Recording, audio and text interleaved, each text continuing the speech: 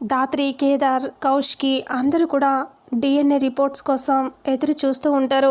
అంతలో DNA reports తీసుకొని ఒక అతను వచ్చేసి మేడం ఇదిగో డిఎన్ఏ రిపోర్ట్స్ అని అంటూ పేపర్స్ ఇచ్చేసి వెళ్ళిపోతాడు. అప్పుడే జగదాత్రి వాటిని తీసుకొని ఓపెన్ చేసి చూసేసరికి ఇంకా డిఎన్ఏ రిపోర్ట్స్ చూసి ఒక్కసారిగా జగదాత్రి షాక్ అవుతుంది. అలాగే చూస్తూ ఉండిపోతుంది. వెంటనే కేదార్ ఇలా అంటాడు, ఏమైంది దాత్రి అని అడుగుతాడు.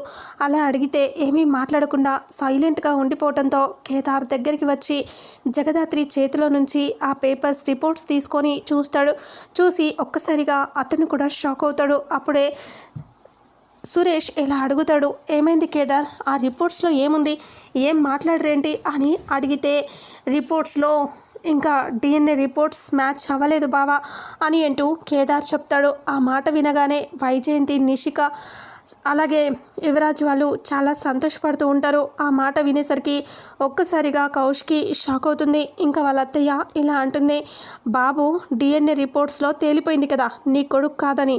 కౌష్కి వెంటనే వాడిని తీసుకెళ్ళి ఏ అనాథాశ్రమంలోనే వదిలేసాయి, నా మనవన్ని తీసుకురండి అని అంటుంది.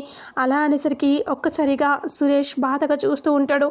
కౌష్కి ఏడుస్తూ ఉంటుంది. జగదాత్రి, కేదార్ ఇద్దరు ఒకరినొకరు చూసుకొని షాక్ అవుతారు. ఇది ఎలా సాధ్యం అనేసి. ఇక అప్పుడే బయటికి నవ్వుకుంటూ హ్యాపీగా వచ్చిన యువరాజ్, నిషిక అలాగే వైజయంతి ముగ్గురు ఇలా అనుకుంటూ ఉంటారు, ఇన్ని రోజులు జగదాత్రి మనతో ఆడుకుంది, ఇక నుంచి మనం జగదాత్రి కేదార్తో ఆడుకుంటాం.